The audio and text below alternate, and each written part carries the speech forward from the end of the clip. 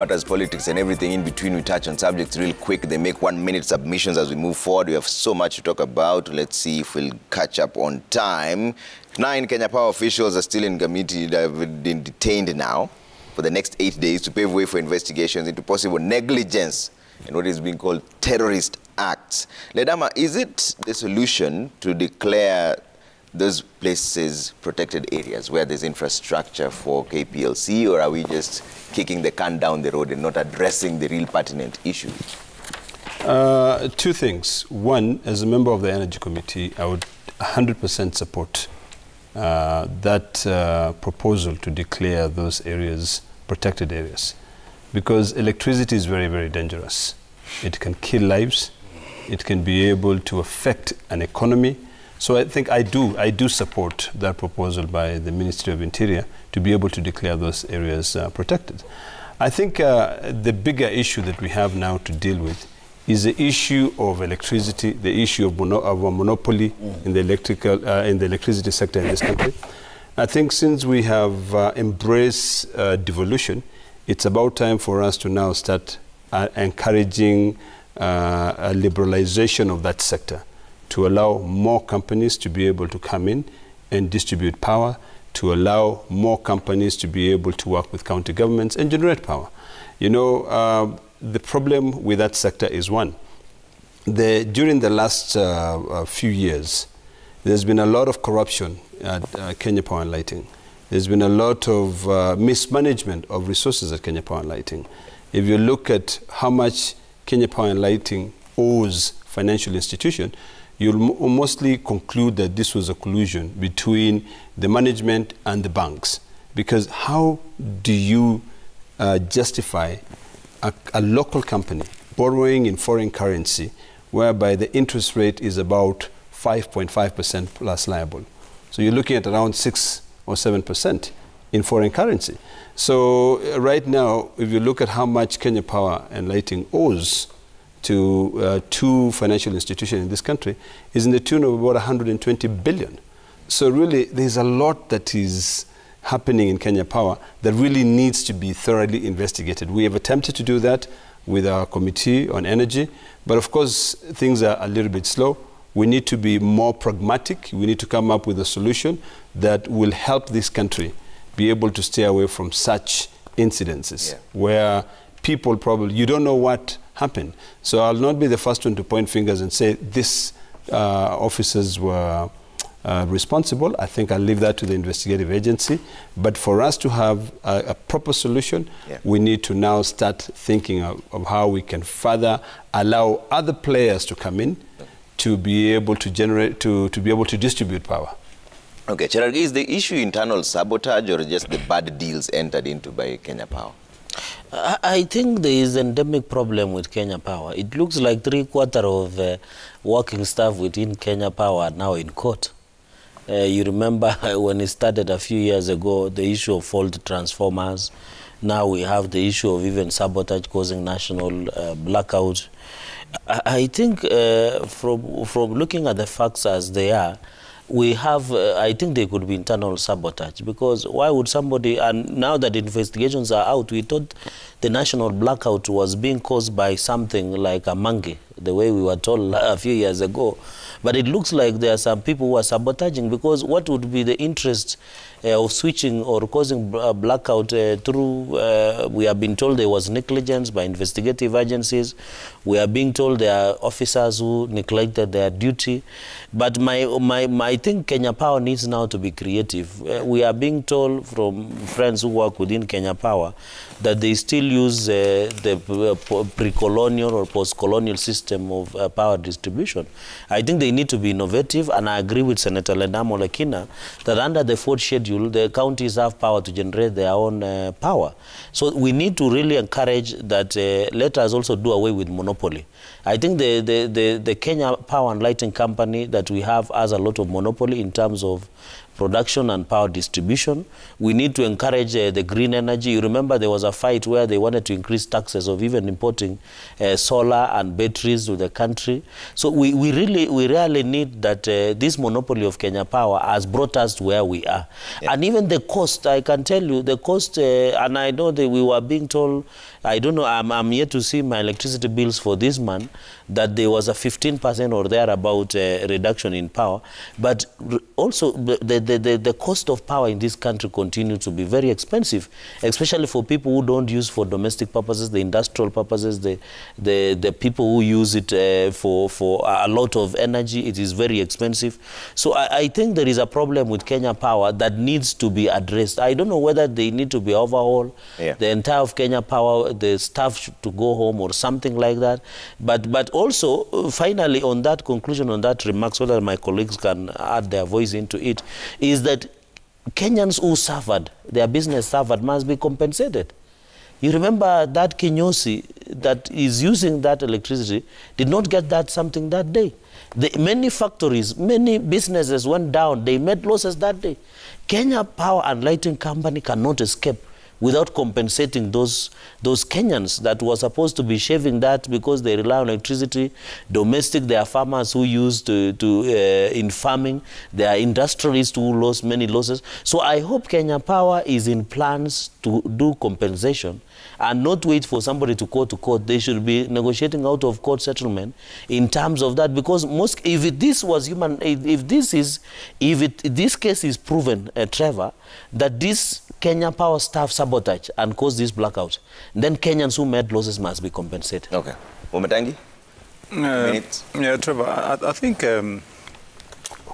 it's amazing and amusing to see how Kenya Power has managed to transition, to change from one of the role model corporations to the sham it is right now. I hope you remember those days when Kenya Power was, it was something to be proud of. You remember when they established, for example, Stima Sacco, and people who are not even members of or employees of Kenya Power were going to join Stima Sacco because of how well it was run and how good it was. And when they would come to villages and give quick services, and look at what they've become now. And because my colleagues have said it, I don't want to go back to it, but the sheer mismanagement of Kenya Power is unbelievable. And I just want to attribute this to precisely not even sabotage, because okay, sabotage could be there, but it is just simply a rotten system. Because Trevor, I followed this story, and I would probably urge even those who are responsible now, and I want to wish the new Cabinet Secretary Monica Juma well in managing that docket.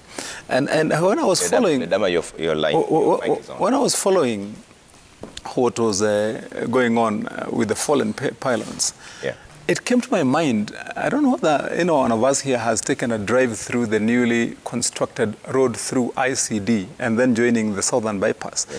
I drove there and I was amazed that you drive there and you find a pylon, a high voltage pylon like that, with one of its legs 1 foot away from a highway, from a road, tarmac. That's true. Yes.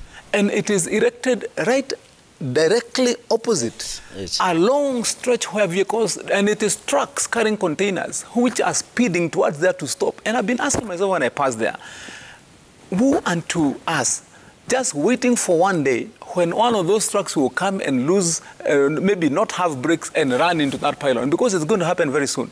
And what is going to happen? How many deaths will occur? Because that place is a road where traffic jams from end to end.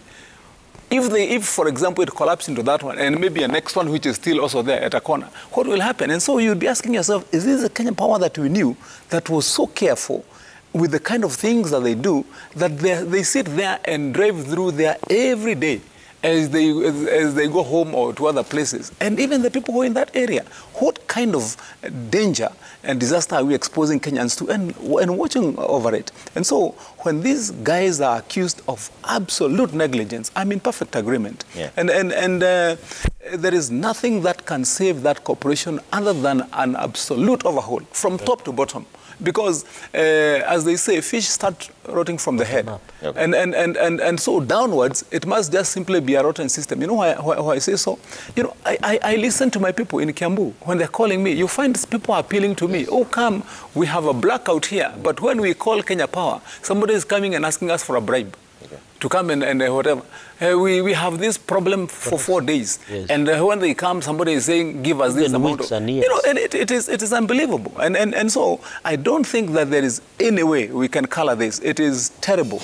And I want to urge the Cabinet Secretary to do a complete overhaul in that institution and ensure that Kenyans now can get the services they ought to get from that corporation. I mean, how can you explain the shame of a monopoly that goes broke holding public shareholding? Correct. Because you know, Kenya Power floated shares, and Kenyans bought into it with confidence that they're investing in a good corporation. And then these fellows, after a few years, come announcing that they are broke. They owe 110 billion, as Senator Ledamo Alekina says, you know, to institutions. I mean, what is the explanation? Okay. Where has the money gone? You know, so I think they have done us a huge disfavor, and it is also very shameful. Okay. That is the kind of record that we have in that kind of institution. So, Sione, is a complete overhaul the solution? Because either way, Kenya Power has gotten into long-term deals that stand for decades. So even if you change the management, they still have to adhere to the deals. It doesn't help much. Even if you change the management without removing the cartels, the ghosts who are unseen and who are permanently present, then will continue remaining in the same rut. The privatization of parastatals in this country was mired with a lot of challenges, that the cartels positioned themselves to make huge profit out of businesses. And Kenya Power is a very rich and a destination of interest of cartels, because power consumption is so huge. The demand for power in the country is so huge.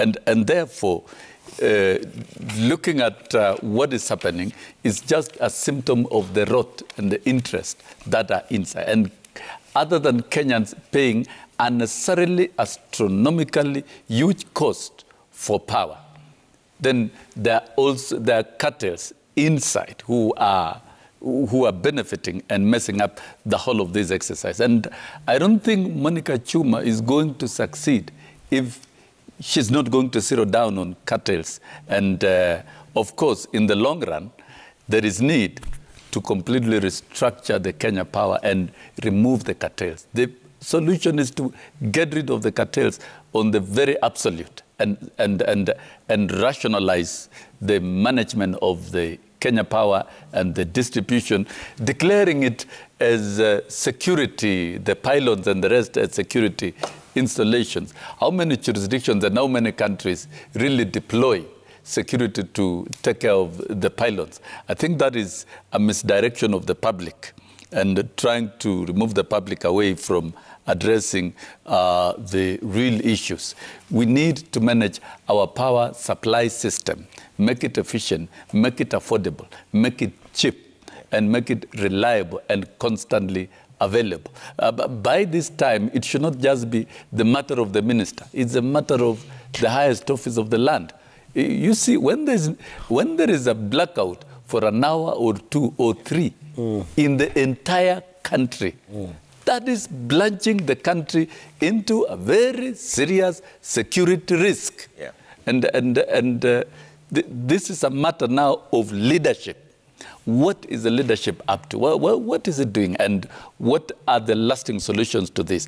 But I dare say, as long as you scatter around and you ignore the cartels, and these are the cartels who are asking now, whom are we saving?